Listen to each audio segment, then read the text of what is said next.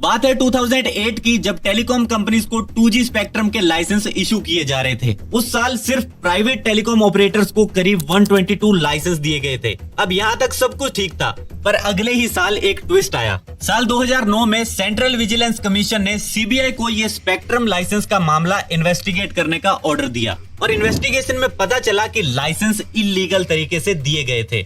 असल में कोई ऑक्शन हुआ ही नहीं था। जो टॉप प्लेयर्स थे सिर्फ उन्हीं को लाइसेंस दिए गए थे और एयरसेल भी उन्हीं में से एक था। तो ये पूरे घपले को देखते हुए सुप्रीम कोर्ट ने पूरे के पूरे यानी 122 टेलीकॉम लाइसेंस कैंसिल कर दिए। अब कंपनीज के लिए एक बहुत बड़ी प्रॉब्लम थी, स्पेशली एयरसेल के लिए, क्योंकि लाइसेंस और पैसे दोनों जा चुके थे। हालत इतनी बुरी हो गई थी कि दोबारा लाइसेंस लेने के लिए कंपनी को भारी डेट लेना पड़ा और उसी दिन से कंपनी के प्रॉफिट्स निकलना बंद हो गए। एयरसेल को यह समझ आ चुका था कि अब वो बहुत तेजी से नीचे जाने वाले हैं, इसीलिए उन्होंने हाथ पैर मारने स्टार्ट किए। एयरसेल अब किसी और कंपनी के साथ पार्टनरशिप करना चाहती थी। उस टाइम इनके पास 89 मिलियन सब्सक्राइबर्स और करीब 40,000 टावर्स थे, पर कंपनी की सिचुएशन इतनी खराब थी कि कोई मर्ज होने को रेडी ही नहीं था। पर बहुत कोशिश करने के बाद रिलायंस एयरसेल के साथ मर्ज होने को रेडी हो गया। जी हाँ, रिलायंस कम्युनिकेशन उस टाइम अनिल अंबानी के पास था और जाहिर सी बात है कि लॉस में था। तो रिलायंस ने सोचा कि इनके साथ मर्ज होके हमें टावर्स भी मिल जाएंगे और मिलकर शायद हम प्रॉफिट्स भी निकाल लें।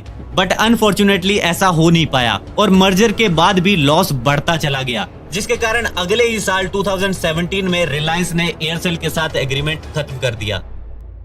और फिर उसी टाइम टेलीकॉम मार्केट में मोटा भाई का जियो आया। अभी तक मार्केट सिर्फ कॉम्पिटिटिव था, पर जियो के आते ही सबको पता लग गया कि कंपटीशन अब हो ही नहीं सकता। जियो इतनी डिसरप्टिव प्राइसिंग के साथ मार्केट में आया कि बाकी कंपनीज के लिए उस प्राइस पर सर्विस प्रोवाइड करना इम्पॉसिबल हो गया। जिस टाइम 3G इंटरनेट का 1 GB 200 रुपए में मिल रहा था, उस टाइम इन्होंने 200 रुपए में 4G इंटरनेट अनलिमिटेड कर दिया। और अब ये एक ऐसा टाइम था जब एयरसेल के लिए वापस मार्केट में आना ऑलमोस्ट इम्पॉसिबल हो गया था। साथ ही बैड सर्विस और लॉसेस के कारण इनके यूजर्स को भी नेटवर्क क्वालिटी और कवरेज इश्यूज भी आने लगे, जिससे कस्टमर्स को रिटेन और अट्रैक्ट करना और मुश्किल हो गया। इसके अलावा पुअर सर्विस की वजह से एयरसेल अब डेली अपने कस्टमर्स लूज कर रहा था। इसके बाद एयरसेल के अपनी पेरेंट कंपनी मैक्सिस के साथ भी कुछ लीगल इश्यूज देखने को मिले। सिचुएशन इतनी बुरी होने के बाद भी एयरसेल को एक रशियन कंपनी से $8 बिलियन का ऑफर आया, पर चाहते हुए भी शिवा शंकरन अपनी कंपनी उन्हें सेल नहीं कर पाए, क्योंकि शिवा शंकरन जी को टेलीकॉम मिनिस्टर द्वारा फोर्स किया गया था कि वो अपनी कंपनी सिर्फ मैक्सिस को ही सेल कर सकते हैं, और वो भी उनके डिसाइडेड प्राइसेस पर। और हुआ भी कुछ ऐसा ही। मैक्सिस ने एयरसेल के मेजॉरिटी स्टेक्स एक्वायर कर लिए और बिजनेस के आगे बढ़ने के सारे रास्ते बंद हो गए, जिसके चलते मजबूरन 2018 में एयरसेल ने बैंक्रप्सी फाइल कर दी।